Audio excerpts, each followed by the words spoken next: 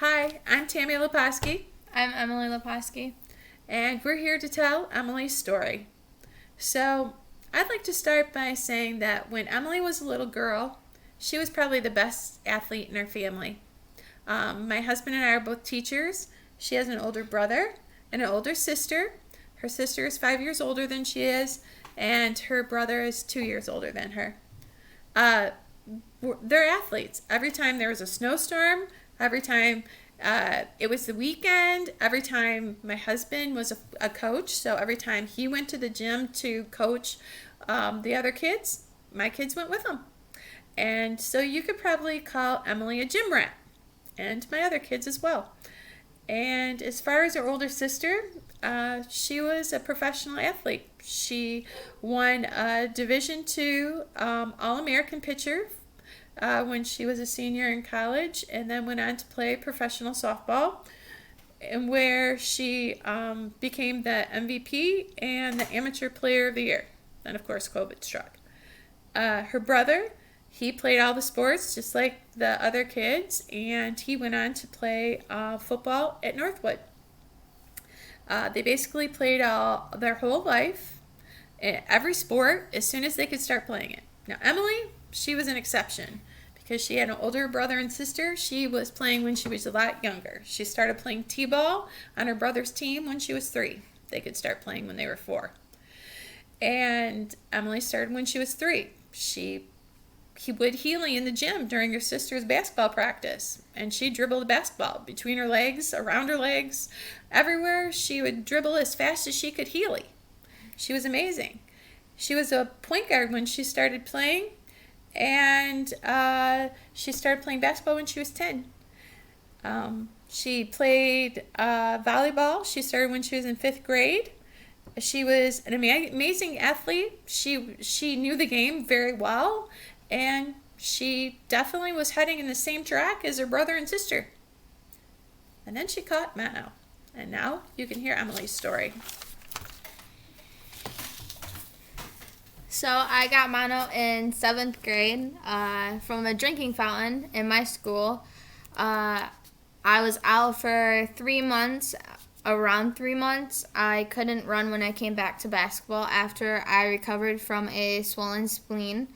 My legs were so tight and cramped that I went from the fastest to the slowest girl in my grade in about 3 month period. Then I developed plantar fasciitis. It got so bad that I had a really hard time standing, walking, everything like that. So then my freshman year, it got to the point where I couldn't stand more than 5 minutes without my legs deciding to hurt, deciding to cramp, I felt like I had needles in my heels. It got so bad that I had to go see Dr. Cam. And we're showing you his name because we cannot pronounce it. So we call it Dr. Cam. Dr. Cam lengthened my right leg first, and then I got super sick during that surgery because of the heavy pain meds. So then on the second one, we got a new strategy. I was going to get a nerve block in my left leg, and that's when they found Wolff Parkinson White. And 2 weeks later, after that surgery, after I recovered, I got my heart nerve ablated. And it took about 2 weeks to recover from that surgery, and I went straight back to basketball, where I became weaker, had tighter legs, somewhat tighter legs, but mostly weakness. I kept falling on the basketball court, but we thought that it was just I haven't recovered from my surgery, so I pushed myself harder on the basketball court. And then at PT, I had a really hard physical therapist. He pushed me to the limits because he knew my potential with sports, because he knew my brother and my sister and my family really well. So he decided that he was going to push me so I could recover and get my muscles back. Then I went and saw a neurologist, Jenna Krieger, and got tested for medicine, anything possible, because we still didn't understand why I kept falling over and why I kept falling in general. My aches got worse. My cramps got worse. I became more weaker. And we still had no idea because all the tests came back negative. So I was clear. I didn't have anything wrong with me, so they say. Then we went to see a rheumatoid arthritis doctor, and I got tested for ANA. ANA. Yeah. And it came back that I was just allergic to the sun, so it wasn't that big of a deal. So they cleared me to go back to sports. I then went to Dr. Adams, which is a genetic doctor, because we still didn't understand why I kept falling over and why my muscles hurt and why I couldn't finish anything I was trying to do, running, weightlifting, nothing. And then I got headaches in high school really bad, so we assumed that I went to a chiropractor and it would fix everything, and it wasn't that big of a deal. So, yeah, okay. And then I got treated for migraine medicine because it got so bad that I was missing school 3 times a week because I couldn't get off the couch because my head hurt so bad. And then all of our doctors are located in Grand Rapids, mostly associated to the DeVos Children's Hospital, where I went most of the time for my genetic problem, all my genetic testing.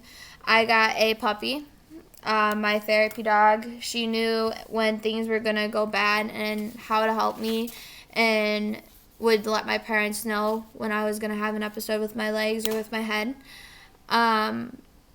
For training for my senior year for softball, I didn't play basketball or volleyball my senior year because my legs just weren't good. They hurt 24/7. So I decided I'd stick to training for softball my senior year so I could have the best year of my life. When I ran for 10 minutes, 2 minutes in, I barely could run anymore. My legs were weak. My legs were just tired as soon as I started. So I assumed that it was just because I was out of shape. Even though the summer before that, I played travel softball. When I was running, it felt like I was Frankenstein. I looked like I was Frankenstein. I looked like I had bricks on my feet. Couldn't pick them up. Couldn't move them. I still walk like that to this day. Just look like I can't move. Summer softball started Friday through Sunday. First games were always the best games because I could move, I could run. But as soon as the game was done and I sat down and waiting for the second game to start, I barely could move. My legs would get tight. My legs would start to ache. My legs got really weak. So when I went into the second game, I could barely run. I could barely move. So we thought that there was something wrong with my sugar. So I'd eat like a athletic meal prep. So I'd eat protein. I'd eat some sugar. I'd drink a Gatorade, thinking that I was a lack of sugar. The next day I'd play again because it was Friday through Sunday. So I'd play again, and I would come back sore, like worse than in between games, tighter. I'd have cramps. I felt like I was walking on a Charlie horse. I was weaker, but I pushed through it because I had to. I wanted to play. I wanted to be there on the field with my teammates. It just kept going downhill from there. By Sunday, it would look like my legs were glued to the ground. I could barely pick them up, barely could move, could barely do anything. And then once I actually started feeling better, it was usually Wednesday of that next week because I couldn't recover. I also use different types of shoes, soccer cleats, plastic softball cleats, metal cleats. I tried everything possible so I looked like I was a little faster than what I was. Then I became really frustrated. I would cry, like, why is this happening to me? So we went back to Jenna. Did the same genetic test after. Those were just the labs again. Just the same labs. After the whole weekend of softball, so I'd go play Friday through Sunday, 7 games that time. And so I would play Sunday, I would play 7 games, and then we went and did labs because we thought that if I did labs after my softball game, we would get better results. But after the labs, nothing came back. Everything was fine. Except my ANA, which is just from my mono and from being allergic to the sun. So then I committed to Mid-Michigan Community College, or Mid-Michigan College, to play softball. And I kept seeing a neurologist, Jenna. I played second base sometimes so hard I try and I could not get the ball, so that's also something. I just couldn't move and get the ball. I worked at Family Farm and Home. My ankles decided to turn red. They hurt. I barely could put socks on or wear jeans. My grandma passed away with arterial disease, so we were kind of scared that I had it. We went to Advanced Vascular Center and looked at all my veins and arteries, and the ultrasound came back perfectly fine, so it was normal. Nothing was wrong, so I didn't have what my grandma had. So then they made me go to a dermatologist, Dr. Zhu, explaining our story. Took a sample of the area where it was red, and it said I was allergic to the sun. He said I need to go see a genetic doctor to make sure that nothing else is going on with me, because it's very odd that I was just allergic to the sun in that area. My mom called Dr. Adams to discuss my genetic findings. She had 2 variants in the findings that showed that she had some things that were linked to her blood sugar, but they weren't like definite findings. Like, she didn't have that issue. It was just she had 2 variants. So then my mom and dad decided to take a genetic test with me to make sure that there's nothing on their ends that they can't find on mine. So we went to Dr. Adams again. The DeVos Children's Hospital provided a genetic sample of the whole entire family, so I got another genetic test. So it was like new. We waited for the results, and then I went to my first Mid-Michigan softball practice, and it sucked.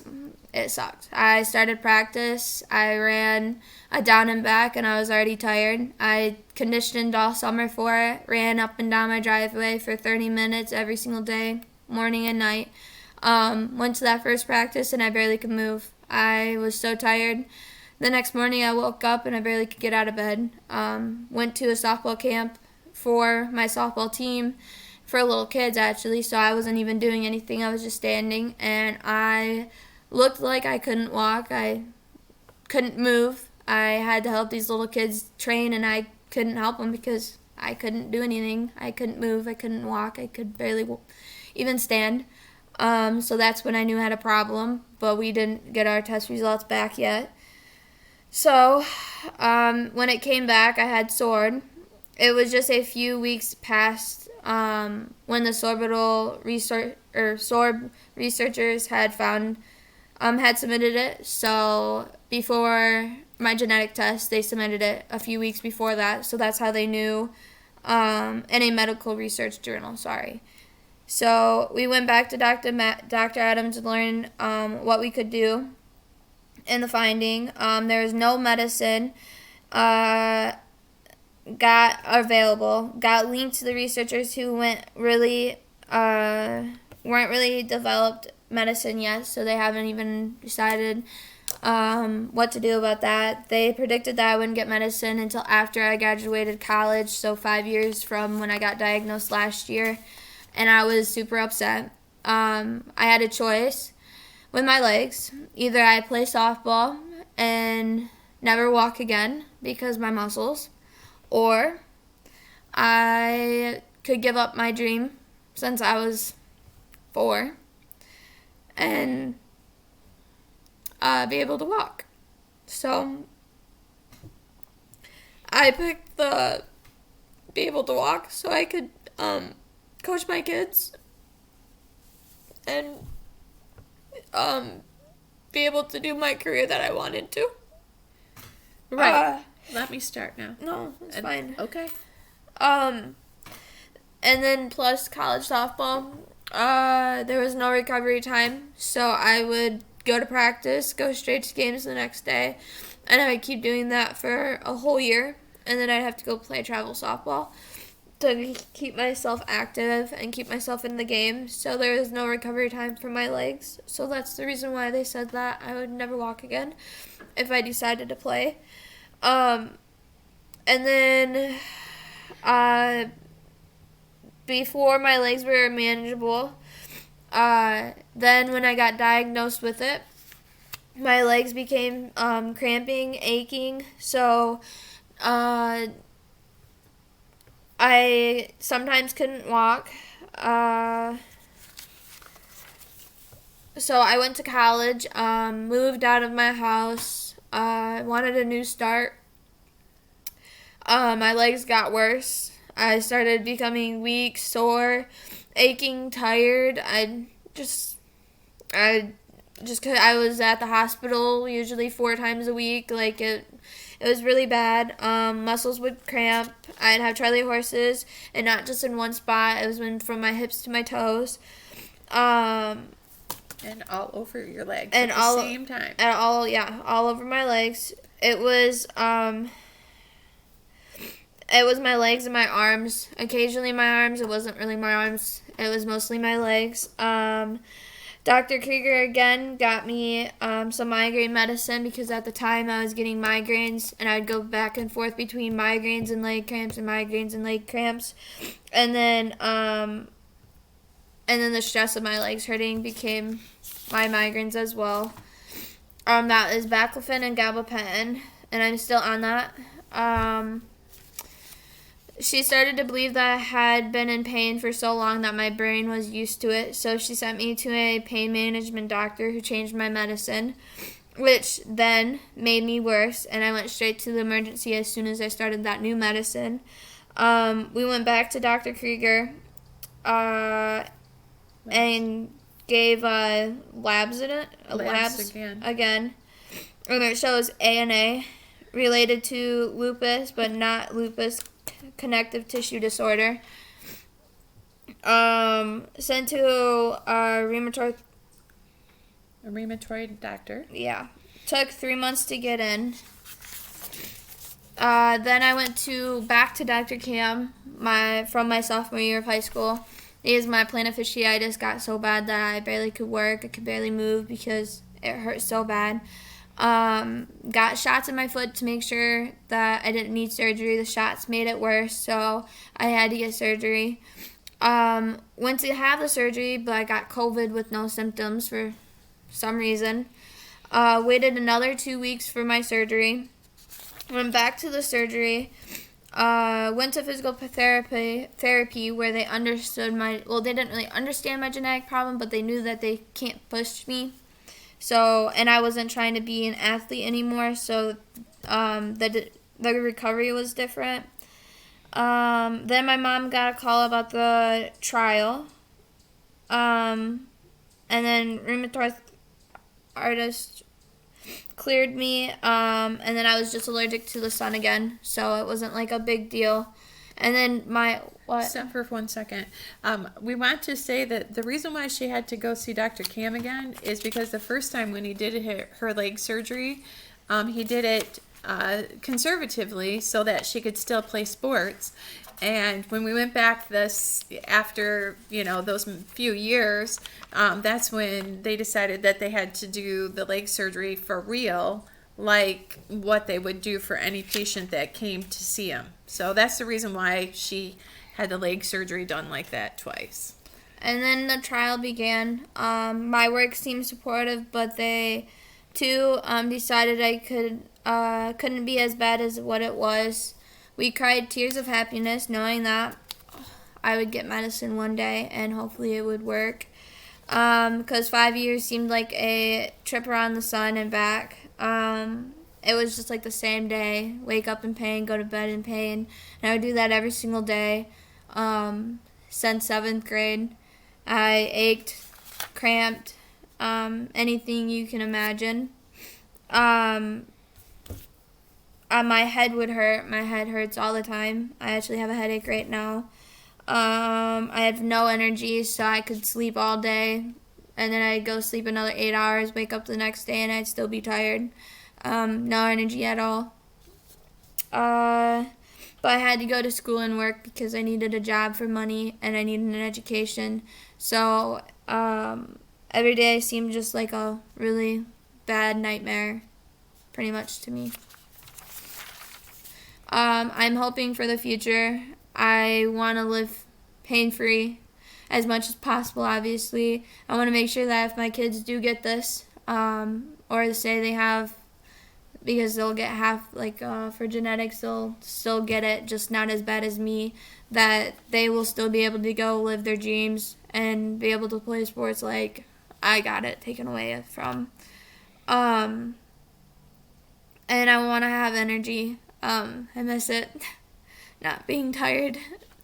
I definitely want to be able to function without taking a power nap in the car.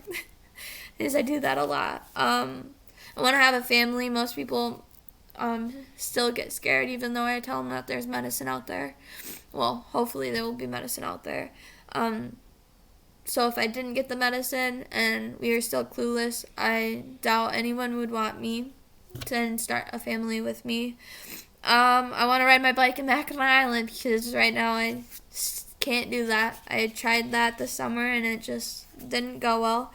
I want to coach my kids in sports one day, and I want to be a kindergarten teacher. That's been my dream my whole life. Can't do that when I'm always in pain and can't walk the one day or can't do something one day because my job requires me to be on my feet and active with my kids. Be happy because each day is a great day. When I wake up and have the energy to be the best I can be, and my legs aren't hurting anymore. That's what my goal is. Currently, I suffer every day. Some days are worse than others. I have noticed that the change of weather really sucks. I get that. Okay. Hold on. The change of weather really sucks. When it gets cold and rainy, my legs will ache really bad. But then when it's 80 degrees and sunny, I'm perfectly fine. So warm weather definitely helps my legs. Starting to get sick, so when I start getting sore throat or a cold or sniffles or anything, my legs will instantly go because I'm putting more stress on my body, so my legs then decide to ache and hurt and cramp. That's where I wanted to insert the fact that also eating right has really changed, like eating regularly. Yes. Yeah. Last year I used to not eat as good, and now I eat regularly and doing better. Try to stay away from sugar.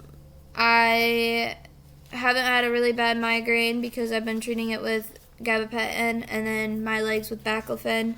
And I've also been taking Tylenol arthritis. That's the only pain medicine over the counter that will help me with anything. I take ibuprofen, it doesn't help. I have to take Tylenol arthritis, and I can't be extra strong either. And it just takes it off the edge, so it doesn't help the pain. It just takes it off to the point where I can bear it. Social changes. I fell off the college deep end, so last year I definitely did not do that good in college. I was always in the hospital, and I was working 2 jobs because I needed to maintain money because I was in the hospital so much. So I failed most of my classes and dropped out from everyone but 2. And I was taking 4 classes each semester. So, but the trial has brought me more light. I lost friends, boyfriends, coaches, that thought I was being lazy and I just didn't want to do my job. And then, I guess that's life, but they just tell me I'm faking it. My parents encouraged pushing myself, thinking I'm not doing enough. So my parents think that they're just sitting back and doing nothing, even though they're not. Strategies I've tried. I wrote notes that said, I just need to keep positive. So as soon as I get sad, as soon as I start to cry, as soon as I lose myself, then I become worse. My legs become really bad. My head will start to hurt.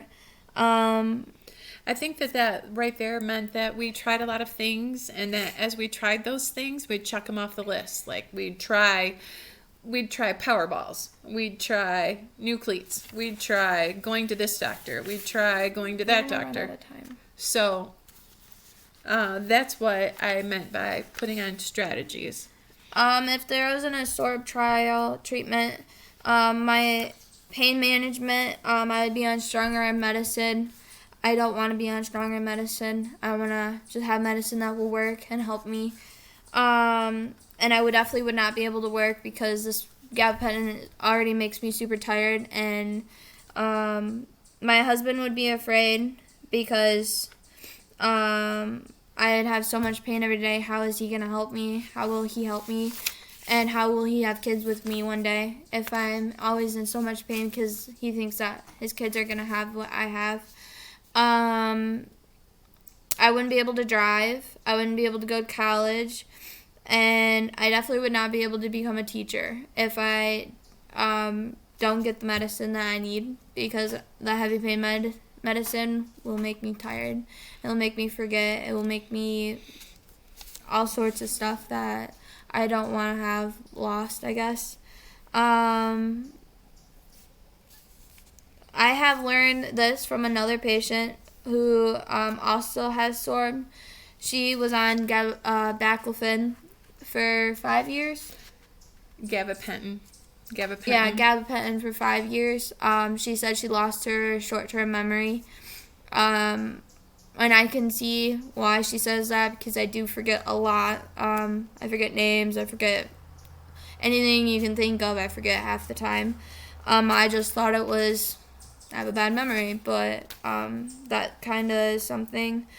And I would end up on disability for the rest of my life. I would not be able to move. Most of the time, if I'm trying to go get my parents when I have an episode, I'd have to crawl to their bedrooms because I couldn't walk, so I couldn't hold myself up.